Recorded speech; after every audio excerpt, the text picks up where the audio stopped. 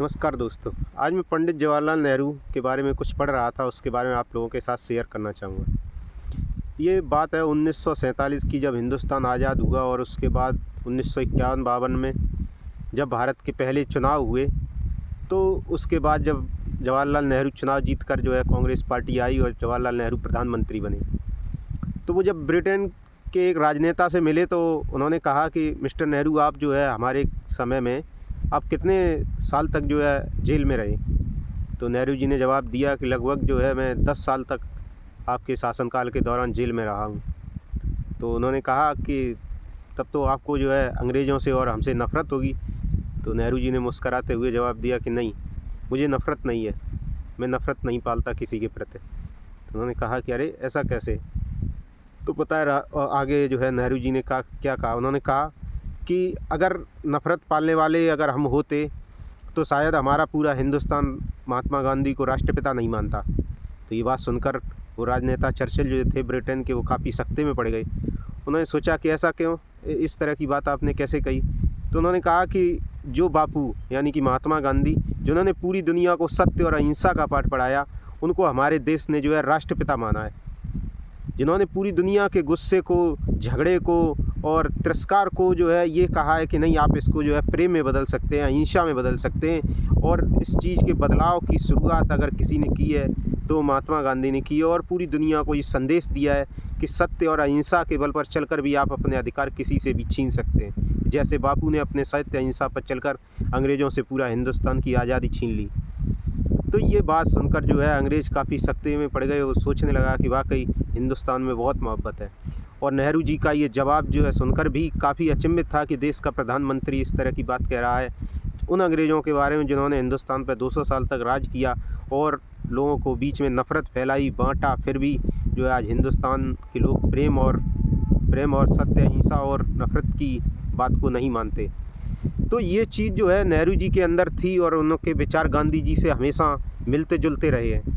और यही चीज़ जो है समय के साथ साथ पूरे गांधी परिवार या नेहरू परिवार ने भी अपनाई। यानी कि आप देख लीजिए कि इंदिरा गांधी, जिन्होंने देश के लिए अपनी जान दी, और उन्होंने कहा था, पहले भी कहा था उन्होंने कि मेरे मरने के बाद मेरा एक एक कतरा इस देश के काम आएगा।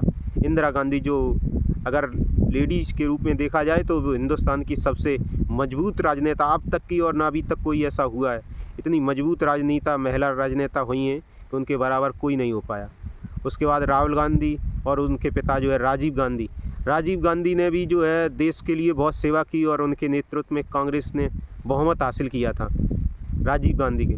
और राहुल गांधी के बारे में जो है कहें तो उनके बारे में कुछ रूमर्स फैलाए जाते हैं, कुछ झूठी अफवाहें फैलाई जाती हैं। कहा जाता है कि राहुल गांधी जब हिंदुस्तान मुसीबत में होगा तो छोड़कर भाग जाएंगे। एक बात याद रखना, जो लोग डर से नहीं भागते वो कभी धन लेकर नहीं भाग सकते। कि राहुल गांधी के पिता का इसी सरजमी कर हिंदुस्तान की सरजमी पर चीथड़े उड़ गए थे, वो इस देश के लिए शहीद हो गए थे। उनके शरीर का एक एक टुकड़ा हो गया था, जो लोगों को ढूंढने तक, एकत्रित करने पर भी नहीं मिले थे। तो समझिए, जिसके पिता के टुकड़े कर दिए गए थे, जिसके पूरा डेड बॉडी तक नहीं मिल सकी थी, वो पूरी सही शहादत दी थी इस हिंदुस्तान के लिए, तब वो डर कर नहीं भागे इस हिंदुस्तान की सरजमी से।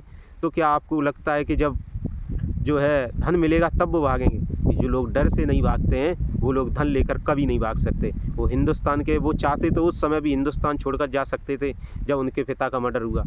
वो सोचते कि जिस हिंदुस्तान में आज हमारे पिता के साथ जो हुआ है कल मेरे साथ भी हो सकता है, तो हमें ये हिंदुस्तान छोड़ देना चाहिए। लेकिन फिर भी जो है उन्होंने नहीं छोड़ा, क्योंकि जो डर से नहीं भागा वो धन लेकर कभी नहीं भाग सकता।